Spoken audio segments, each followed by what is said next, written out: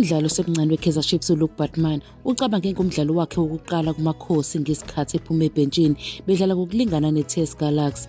Lo mdlalo oneminyaka engu-19 ubudala uqale kanzima umsebenzi wakhe kuKaizer Chiefs njengoba kwadingeka ukuthi aphoqeleke ukuthi afake icala kuSAF ukuze iCape Town Spurs imdedela ahambe. Waphinde wajoyina amajita endebeni yomhlaba yeFIFA ka-Under-19. Lezi zinto zimenze wehluleka ukungena eqenjini leChiefs, waphinde waphuthelwa uhambo lwangaphambi kwesizini olwaluseNetherlands. Nangaphezu kwalezi zinselelo, usalivale ngempumelelo igebe wagcina ebonakala okokuqala obekulindelwe ngabuve emidlalweni wokugcina ngaphambi kwekhefu le-AFCON.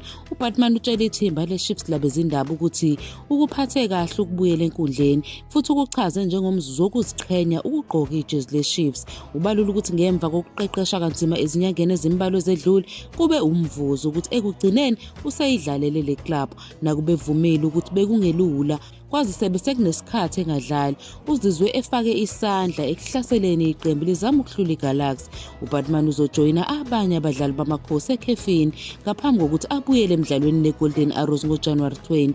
Uphinde wethumela umyalezo kubalandeli beqembu efisela abalandeli amaholide amahle kanye nokhisimusi omuhle, ezwakalisa ukulangazelela ukuphinde ababone ngobuningi babo ngemva kwekhefu uma iqembu seliqhubeka nemikhankaso yalo yeligi neConfederations Cup.